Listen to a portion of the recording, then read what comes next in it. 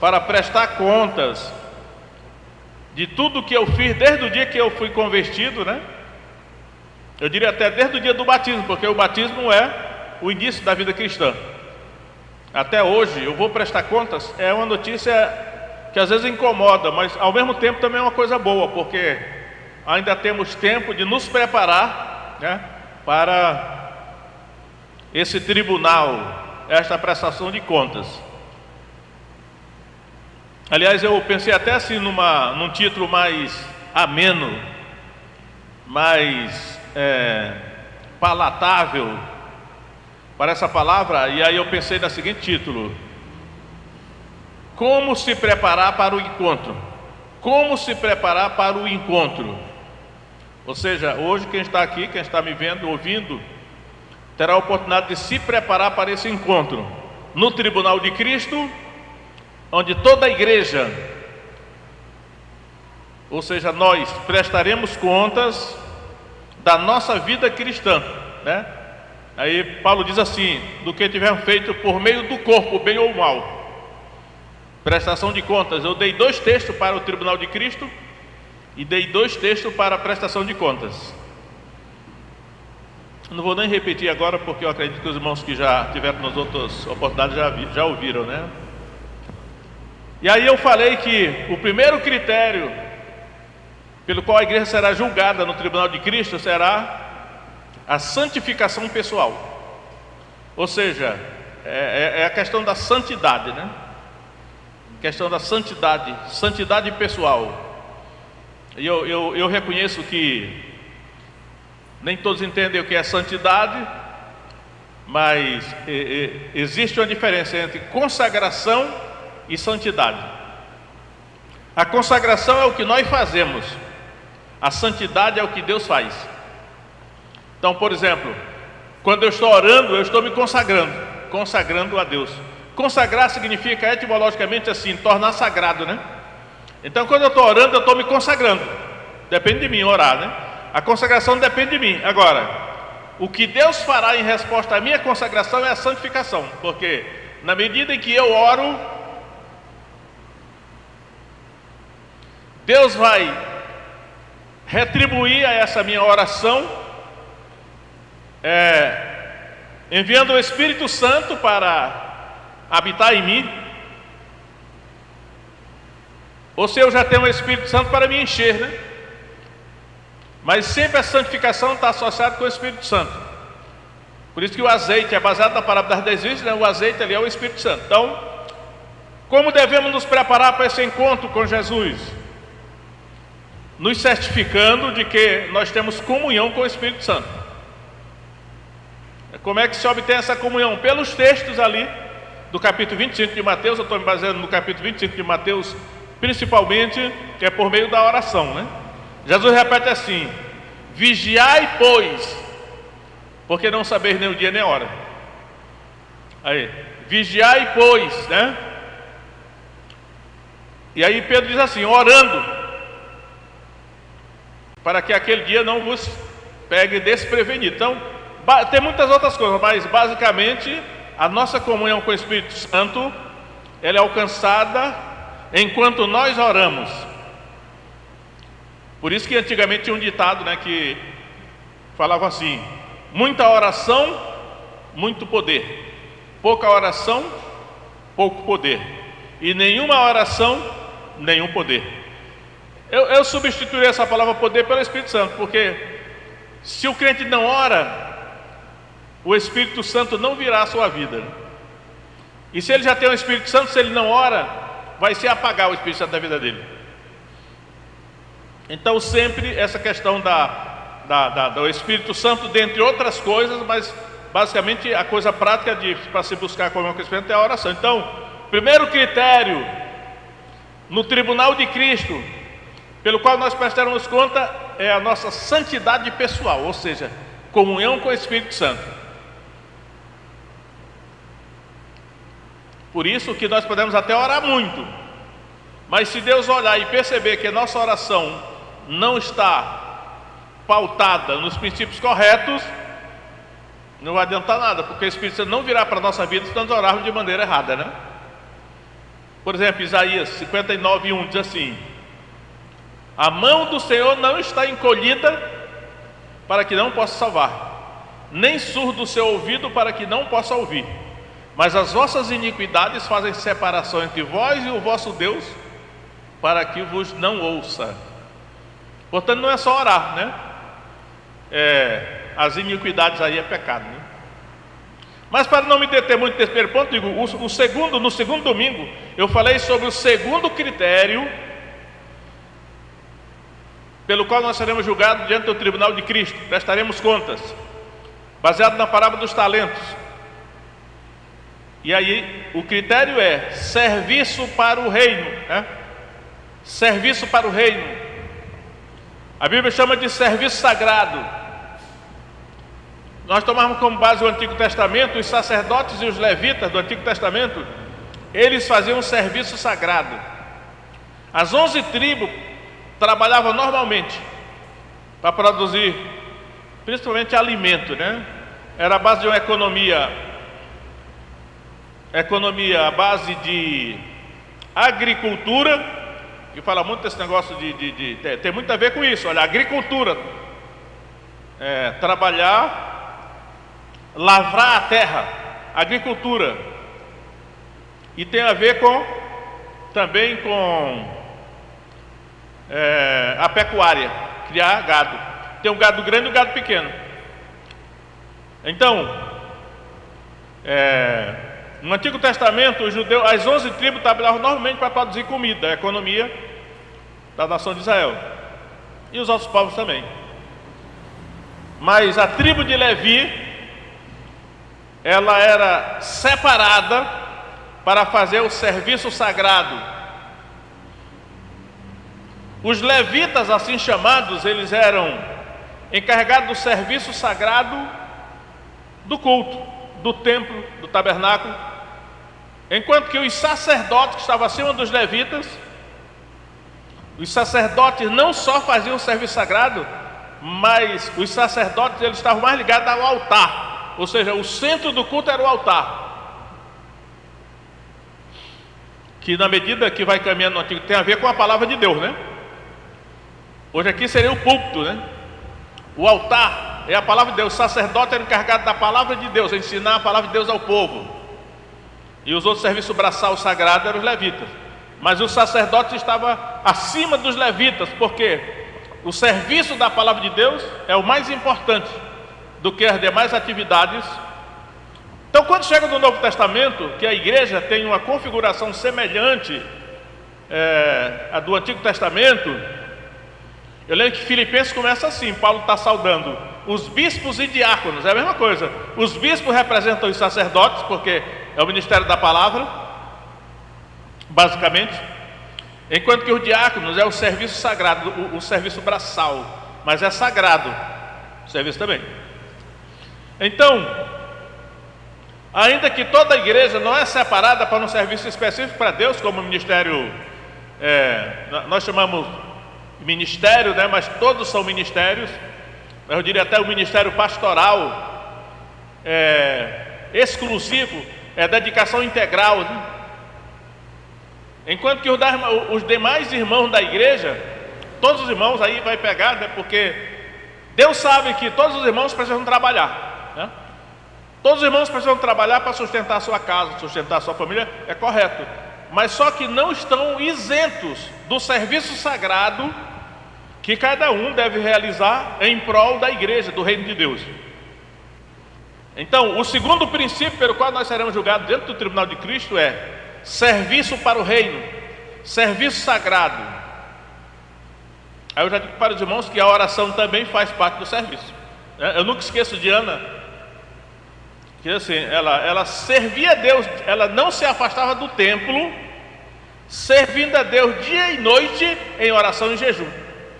Então observe que a oração e jejum nesse caso aí era uma forma de serviço sagrado.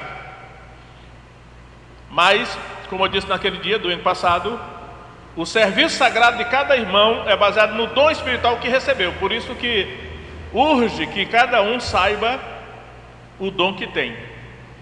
Às vezes até é uma falha da igreja, né? Porque às vezes nós não ensinamos.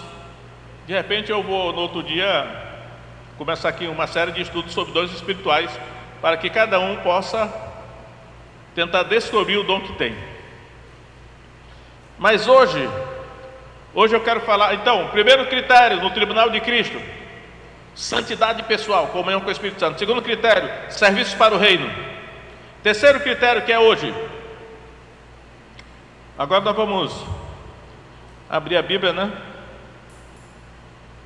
E eu quero dizer que está no capítulo 25 de Mateus, todos esses critérios.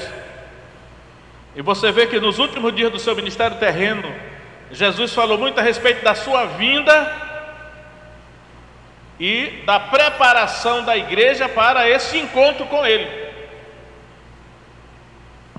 E aí, quando chega no capítulo 25 de Mateus, falando sobre a sua vinda, o encontro da igreja com Ele, ele conta 3 parábolas, todas elas apontando para o mesmo momento da vinda dele, do encontro da igreja com Ele, e falando da mesma situação, né, que é o tribunal de Cristo que será instalado e a prestação de contas que será exigida ali.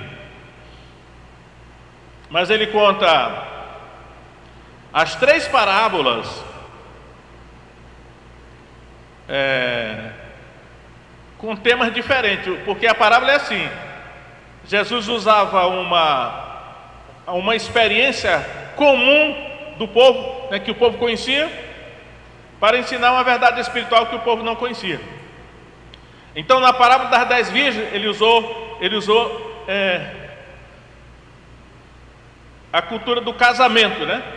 Ele usou o casamento para ensinar essa questão espiritual da santidade pessoal, santificação, né? O encontro da noiva com o noivo. Na verdade, lá são 10 virgens. Eu digo que aquelas 10 virgens, elas são as 10 damas de honra da noiva. A noiva não aparece, porque a noiva está simbolizada nas 10 virgens ali. Na parábola dos talentos, ele usa a experiência tirada do mundo dos negócios. Os judeus, né? Não só os judeus, mas aqueles povos, eles negociavam muito. Talentos eram ouro ou prata, 35 quilos era um talento. Então, saco de moedas de ouro ou de prata. Então, Jesus tirou a parábola do mundo dos negócios ali, para ensinar essa questão do serviço para o reino, serviço sagrado. E aí eu quero dizer aos irmãos que eu ainda não tinha percebido. Só ver, ainda agora ali, eu me converti em 77, portanto está com 44 anos, né? E eu ainda não tinha percebido isso que eu percebi essa semana estudando o texto aqui de Mateus 25, que a partir do versículo 31 ao 46 é também uma parábola. Só agora eu vi. Agora veja só como é que é, né? Está na cara, mas eu não tinha visto, só agora eu vi, porque eu creio que o Espírito Santo mostrou. É também uma parábola. Então vamos lá. Aí eu digo, do capítulo 25 de Mateus, verso 31 a 46, é a parábola das ovelhas e dos bodes. Ou seja, Jesus lança mão de uma experiência da pecuária, da criação de animais, basicamente ovelhas e bodes. Então ele conta a parábola das ovelhas e dos bodes, para extrair esse terceiro princípio pelo qual nós seremos julgados diante do tribunal de Cristo.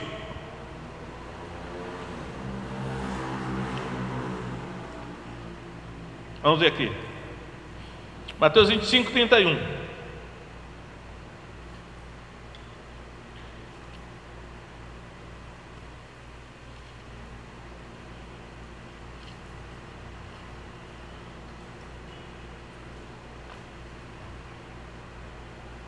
E quando o Filho do Homem vier em sua glória,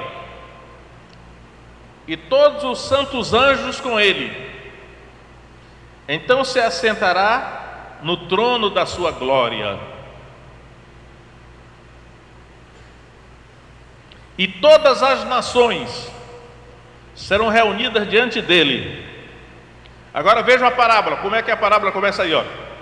E apartará uns dos outros, como o pastor aparta dos bodes as ovelhas. Ó, como o pastor aparta dos bodes as ovelhas. Por isso que é difícil identificar essa parábola, porque a parábola começa aqui. Quando ele diz como, é um termo de comparação. Então ele está usando a parábola das ovelhas e dos bodes para ensinar o princípio espiritual, que é o terceiro princípio pelo qual a igreja será julgada.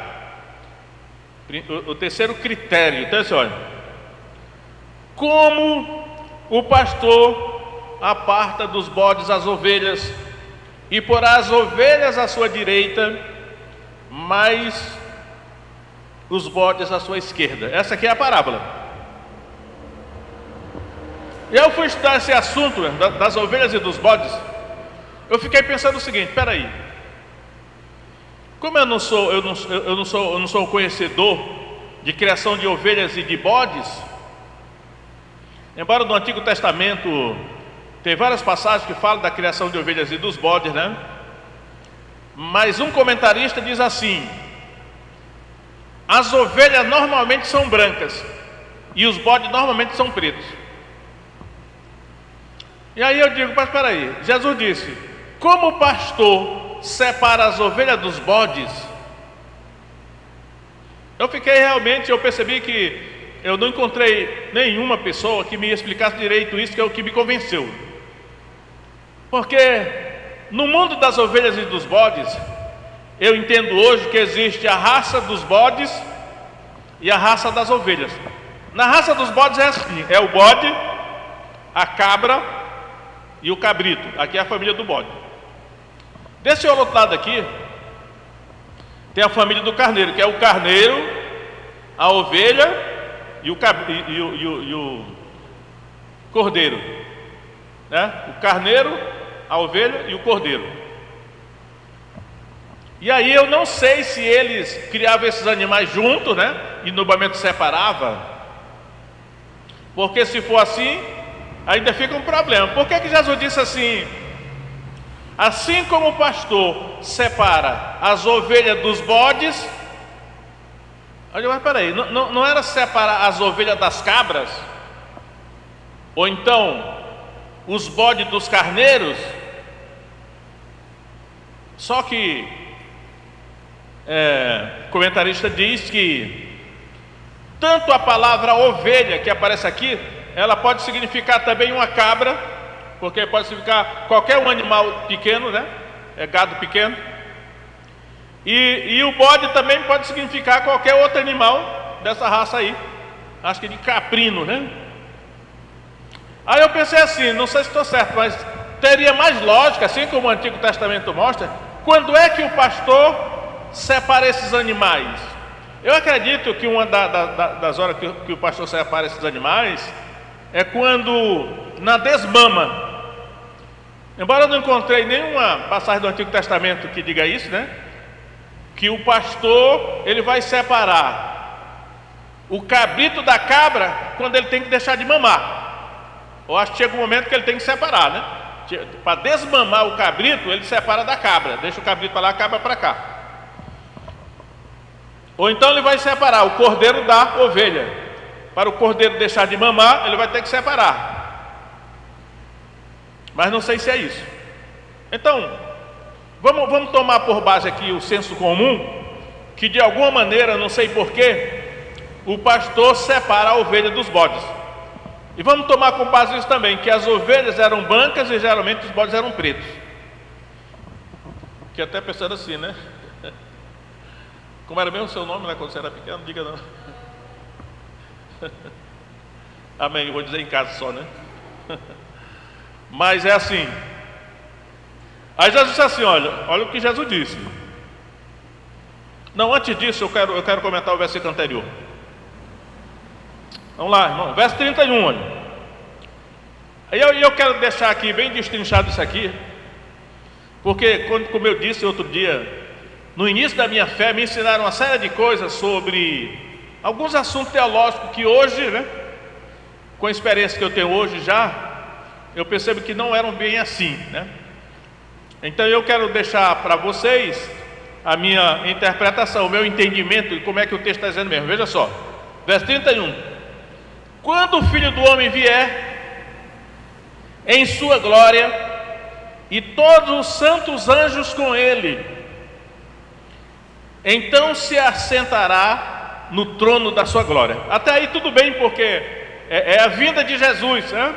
Ele virá com os anjos, ele vai se assentar no trono da sua glória. Acredito que ele vai se assentar no trono de Davi, né? Ainda hoje os judeus têm lá em Israel o trono de Davi. Se é o trono original ou não, eu não sei, mas me mostraram lá. É o trono de Davi, porque o Messias, ele é descendente de Davi, né? O rei Davi. Então, não tem dúvida que quando esse versículo está descrevendo a vinda de Jesus, é aí que vai ser estabelecido o tribunal de Cristo, é aí que haverá a prestação de contas. Agora, o verso 32 é que eu tenho hoje um outro entendimento. Olha só: e todas as nações serão reunidas diante dele. Olha só, irmãos, eu sei que a Bíblia, é difícil compreender a Bíblia, né? A linguagem da Bíblia, a linguagem profética, é muito difícil, é misteriosa, tem muitas coisas que você só pode entender se for assim, discernimento do Espírito Santo.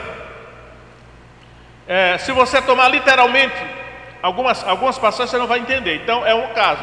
Até recentemente eu tomava literalmente essa expressão aqui, olha: ele reunirá todas as nações diante dele. Poxa, todas as nações? Amém. Só que hoje eu já entendo que quando o texto diz que ele reunirá todas as nações diante dele, não é de fato todas as nações. O que ele está querendo dizer é que ele reunirá a igreja de todas as nações. Ou seja, quando Jesus deu a grande comissão em Mateus, ele disse assim: indo fazer discípulos de todas as nações. E o que nós estamos vendo agora na volta ou na vinda dele é o resultado desse evangelismo mundial, que é também chamado de missões, né? Ele vai reunir diante dele todas as nações, ou seja, os discípulos que foram feitos de todas as nações. Porque é o que o contexto mostra, porque a parábola das 10 virgens mostra que as 10 virgens são a totalidade da igreja, só a igreja. As 10 virgens é assim: uma parte das virgens eram os ímpios e a outra parte eram os que não. As 10 virgens representam a igreja, a totalidade da igreja. É na igreja que vai haver uma divisão, porque 5 das virgens eram sábias e 5 das virgens eram insensatas, loucas. Mas é a igreja. Na parábola dos talentos, os 3 servos a quem foram dados os talentos representam a totalidade da igreja, os 3 servos, né? Ele deu 2 talentos para um, 5 talentos para outro, né? 1 talento para outro. Esses 3 servos aqui, que são escravos, na verdade a palavra doulos é escravo.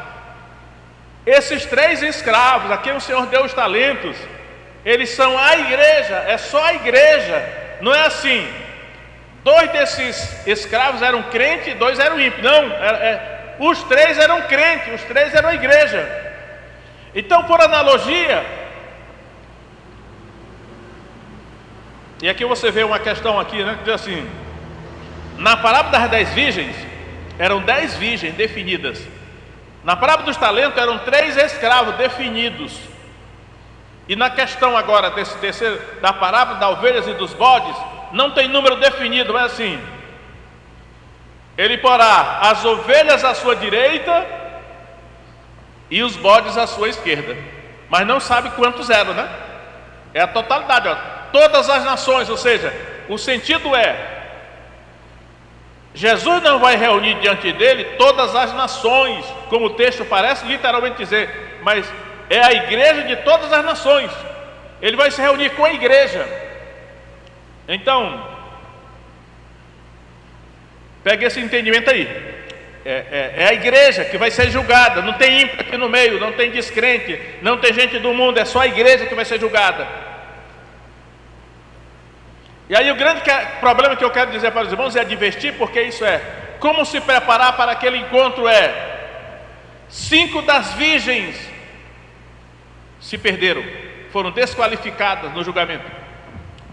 Dos 3 escravos, a gente chama de servo, que a tradução chama servo, né? Um se perdeu, 2 foram salvos, 2 foram aprovados, mas um se perdeu. E a linguagem que é usada é de perdição mesmo. E nessa questão aqui das ovelhas e dos bodes,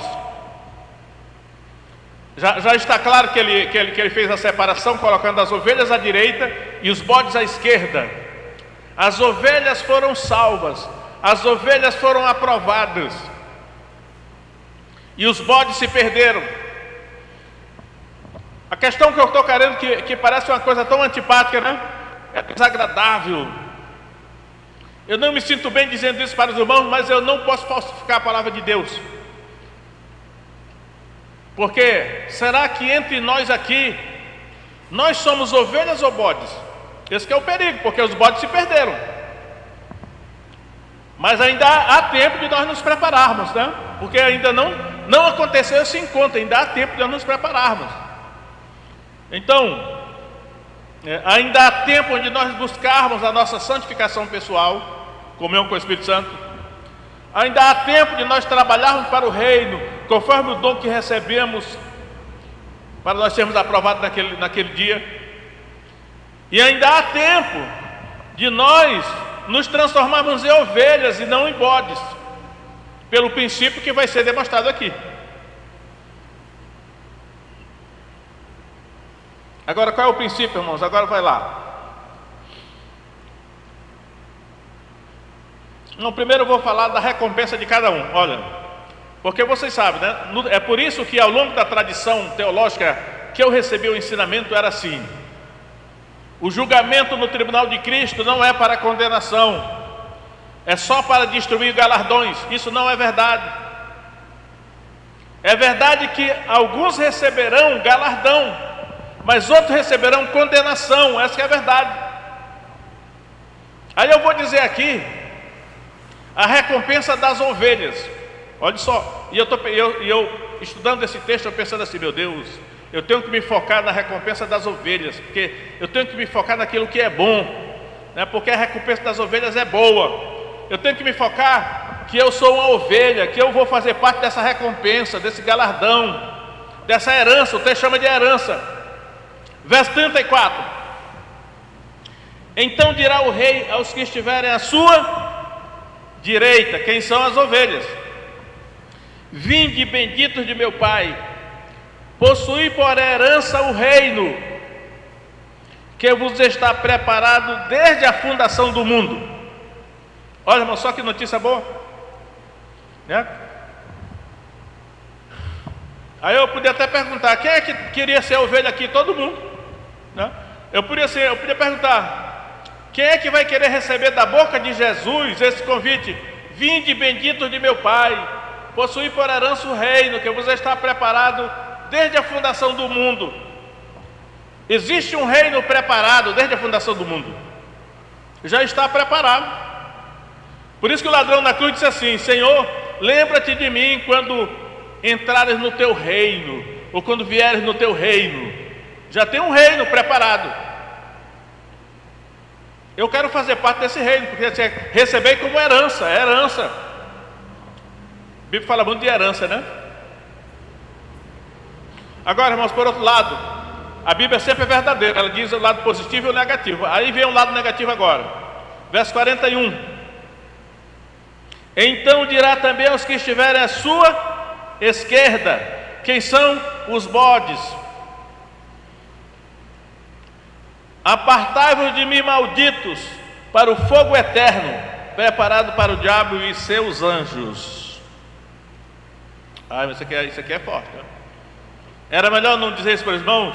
Será que era melhor? Pai, eu não vou dizer isso para os irmãos não, porque esse negócio aqui é muito forte, é muito desanimador, isso aqui é muito aterrador, eu não quero colocar medo no povo. Será que é certo?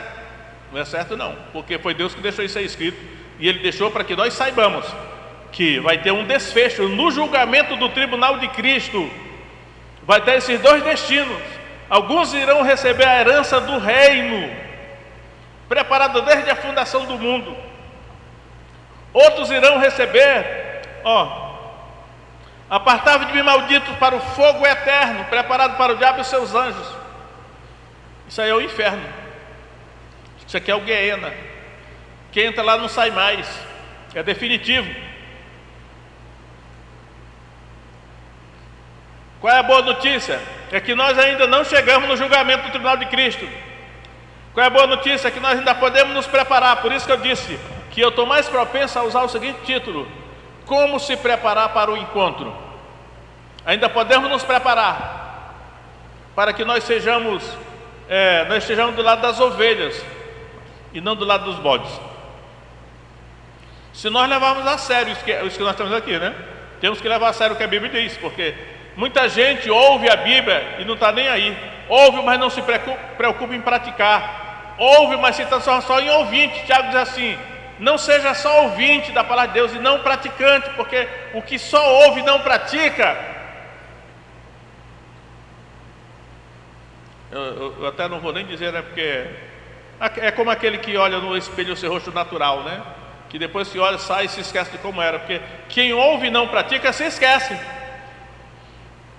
Eu nunca esqueço do pastor que disse há muitos anos, ele disse assim: olha, irmãos, eu passei muitos anos na escola, mas hoje eu só me lembro, eu só sei fazer, escrever, ler e escrever. Porque depois que eu saí da escola, foi a única coisa que eu continuei praticando, ler e escrever. As outras coisas eu esqueci, porque se você não pratica, você esquece. É simples assim. Agora a questão vem aqui, né? Assim, aqui vem o pulo do gato, né? Como é que eu vou ser ovelha e não bode? Agora ele vai dizer. Jesus vai dizer agora. Vamos lá.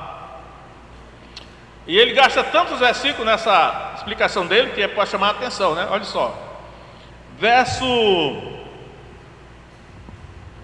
35. Ele diz assim, para as ovelhas, porque tive fome e deste-me de comer, tive sede e deste-me de beber, era estrangeiro e me hospedaste, estava nu e me vestiste, adoeci e me visitaste, estive na prisão e fostes ver-me. Pegou aí?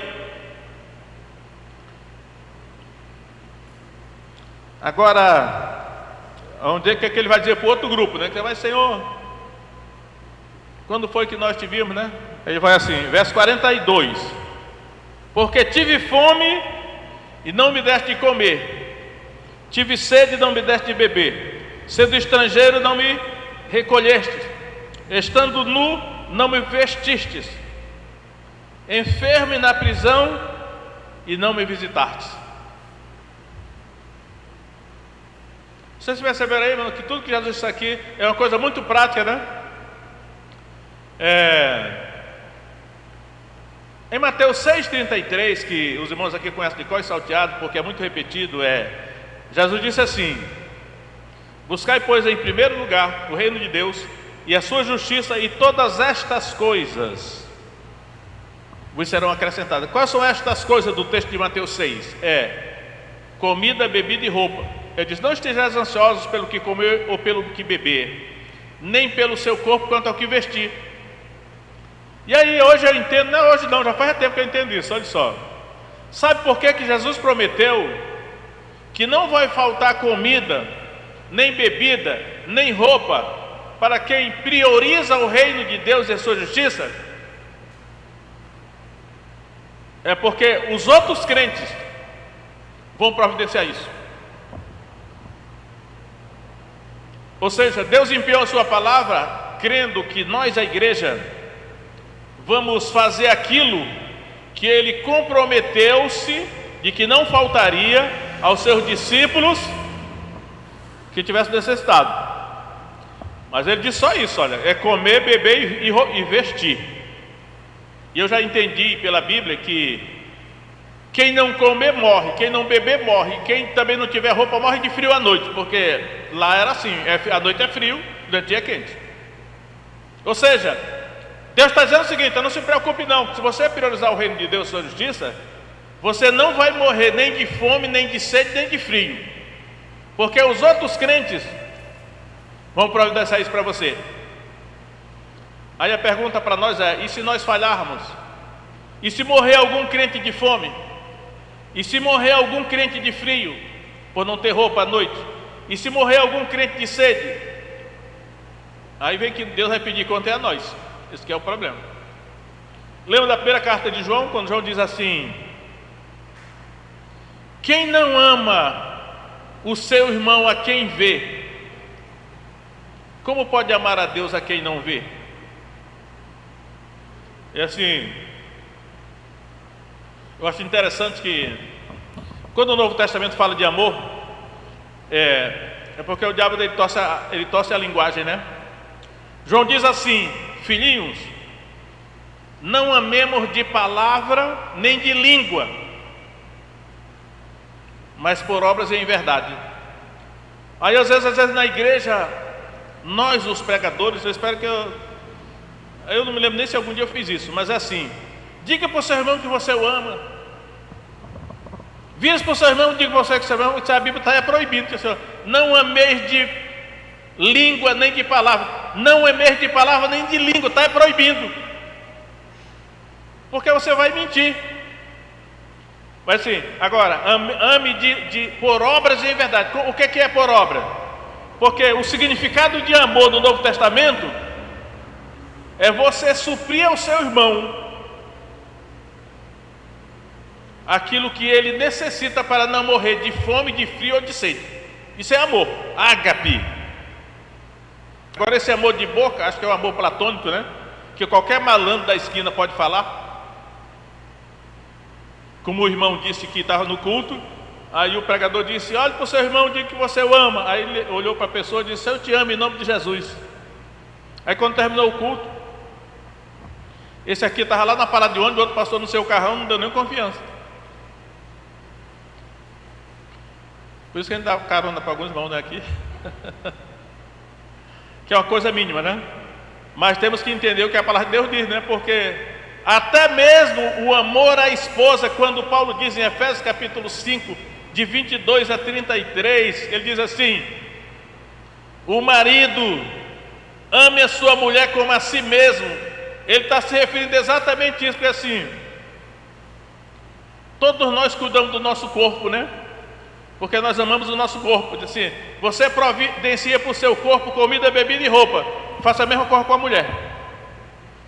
Aí eu já disse: rapaz, olha, eu não posso deixar minha mulher morrer de fome, nem de sede, nem de frio à noite sem roupa.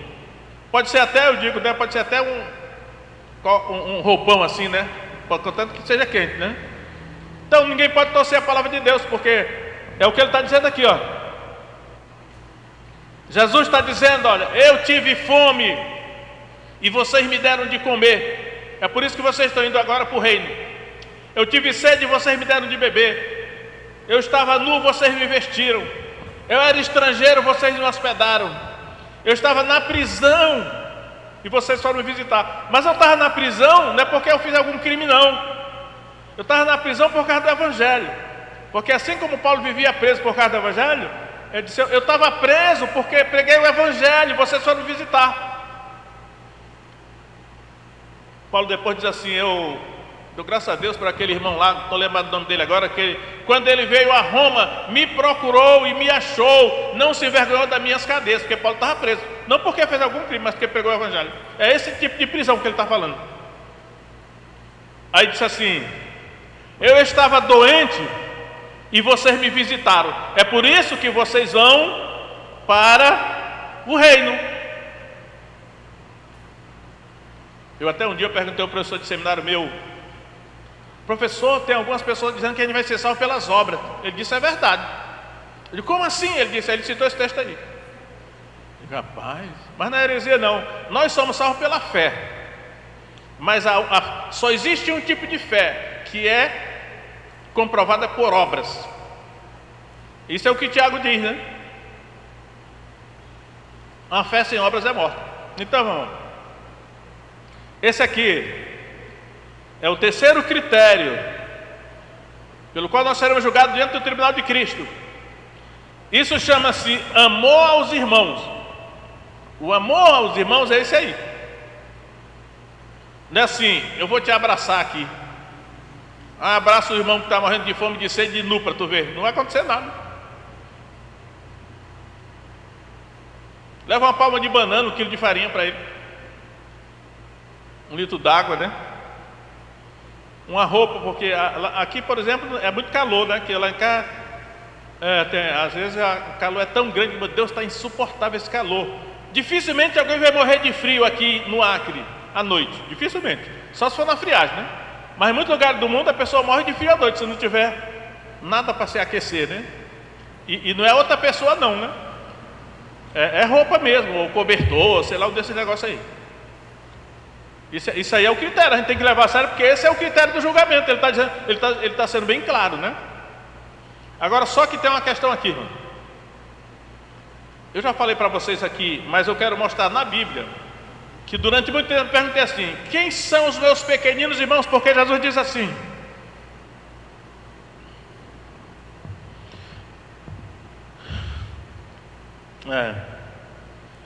Verso 37. Então os justos lhe responderão, dizendo: Senhor, quando te vimos com fome te demos de comer, ou com sede te demos de beber? E quando te vimos estrangeiro e te hospedamos, ou nu e te vestimos? E quando te vimos enfermo ou na prisão e fomos ver-te? Observe, e respondendo o rei lhes dirá: em verdade vos digo que quando fizestes a um destes meus pequeninos irmãos, a mim o fizeste.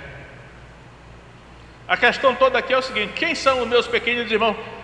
Quando Jesus disse, quando vocês fizeram isso aí, a esses meus pequeninos irmãos, vocês fizeram a mim? Nós temos que descobrir quem são os pequeninos irmãos de Jesus. Quem são essas pessoas a que ele se referiu como meus pequeninos irmãos? A chave está aí. Aí eu vou mostrar para os irmãos, na Escritura, quem são os pequeninos irmãos de Jesus. Mateus capítulo 12, pode abrir lá.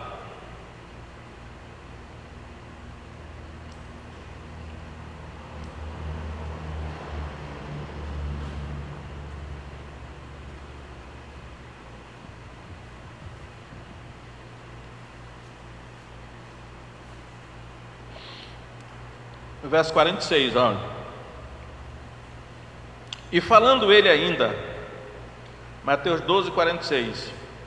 E falando ele ainda à multidão, eis que estavam fora sua mãe e seus irmãos, pretendendo falar-lhe. E disse-lhe alguém: eis que estão ali fora tua mãe e teus irmãos, que querem falar-te. Ele, porém, respondendo, disse ao que lhe falara: quem é minha mãe? E quem são meus irmãos? Observe agora. E estendendo a sua mão para os seus discípulos, disse: eis aqui minha mãe e meus irmãos, porque qualquer que fizer a vontade de meu Pai que está nos céus, este é meu irmão, irmã e mãe. Meu irmão, matou a pau, não tem para onde correr. A Bíblia se interpreta com a própria Bíblia. Os meus pequeninos irmãos, que Jesus se referiu, a que nós devemos fazer o bem, são os discípulos de Jesus. Lembra que quando Paulo encontrou com Jesus, Jesus disse assim: Saulo, Saulo, por que me persegues? Aí Saulo disse: quem és, Senhor? Ele disse: eu sou Jesus a quem tu persegues. Mas Saulo estava perseguindo Jesus? Não, ele estava perseguindo os discípulos. Então, irmão, coloque na sua mente de uma vez por todas isso: olha, os meus pequeninos irmãos, a quem Jesus se refere, que ele disse assim: olha, toda vez que vocês fizeram a esses meus pequenos irmãos, vocês fizeram a mim. São os discípulos de Jesus, ou seja, outro crente. Porque é muito comum hoje, né, nós a igreja, nós os pastores, imitando os políticos, sair distribuindo sacolão indiscriminadamente, Às vezes até bem intencionado. Eu não vou dizer aqui que todos que distribuem sacolão é pensando em voto. Provavelmente a maioria talvez sim. Mas eu digo sempre, a beneficência da igreja, a ação social da igreja deve ser estritamente baseada na Bíblia e não na política. É certo que lá em Gálatas capítulo 6, Paulo diz assim: portanto, enquanto temos tempo, façamos o bem a todos, mas principalmente aos domésticos da fé. É claro que o crente tem que ser uma bênção onde ele estiver, mas a prioridade da ação social, da beneficência do crente, do amor, isso é amor, é o outro crente. E aí diz, o que não é crente é se sobrar da mesa do crente. Ah, tem um crente aqui do meu lado morrendo de fome, primeiro eu vou socorrer esse meu irmão que é crente. E aí, não, eu não vou ser cruel assim, né, que sobrar não, eu vou dar tipo assim, 70% para o crente, 30% de ajuda para o outro. É isso aí. Isso é a família de Deus, isso aqui é o reino de Deus, são os princípios. Esse princípio, irmãos, de amor aos irmãos, é o critério do julgamento, que vai ser terceiro critério.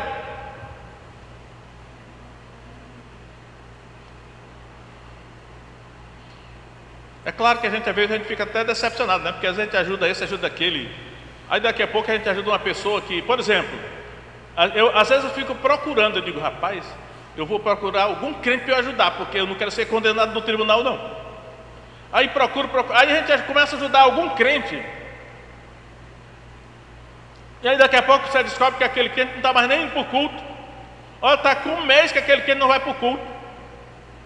Aí eu digo, rapaz, não vou mais ajudar não, porque peraí, meu irmão, se Deus está te ajudando através de alguém, e tu ainda é ingrato que não vai nem agradecer no culto, para oferecer o culto a Deus, é isso aí. Mas, de qualquer maneira, para o nosso bem, procure sempre algum crente. O grande problema é que o crente fiel, dificilmente ele fica necessitado. Eu não digo que alguns ficam, né? Vamos ser realistas. Não é todo mundo que é necessitado não é infiel a Deus. Tem alguns que são fiéis, mas o crente que é fiel a Deus, indo pelo menos para os cultos, de alguma maneira Deus coloca no coração de alguém ajudar. Então, isso que eu quero deixar para os irmãos aqui, olha. O primeiro critério do julgamento no tribunal de Cristo para prestação de contas é a santidade pessoal. O segundo critério é serviço para o reino, baseado nos dons espirituais. E o terceiro critério é amor aos irmãos, que se manifesta nesses atos concretos de ajuda. Isso aqui é amor, que a Bíblia chama de amor. Esse vai ser um critério, o terceiro critério. E eu vou dizer para os irmãos como é que isso vai terminar. Por isso que eu estou dizendo. Me ensinaram provavelmente para me consolar assim: olha, no julgamento do tribunal de Cristo, ninguém vai ser condenado, porque a igreja não vai ser condenada, é só para distribuir galardão, recompensa. Não é verdade. No julgamento vai ter o grupo que vai ser aprovado para o reino e outro vai para a condenação eterna. Olha como é que termina esse. Diz assim, ó, Mateus 25, 46, termina assim, ó: e irão estes para o tormento eterno. Meu irmão pergunta: tormento eterno é galardão? Tormento eterno é assim, o lago de fogo. O que ele diz aqui mesmo é fogo eterno, né? Para o fogo eterno, preparado para o diabo e seus anjos. Olha, irão estes para o tormento eterno, mas os justos para a vida eterna. É sempre assim, né? As histórias que Jesus contava, as parábolas, era sempre assim, tinha um duplo desfecho.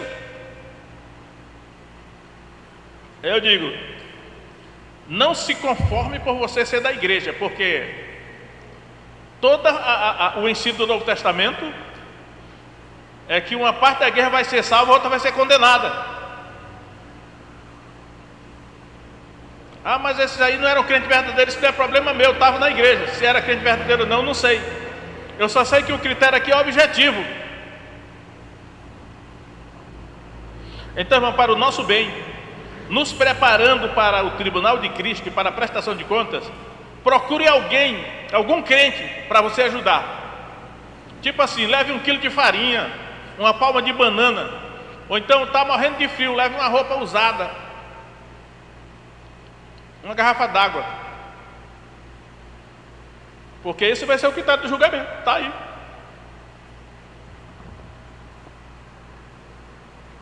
E aí, nós vamos chegar naquele encontro, né? Preparados. Vamos ficar em pé para orar.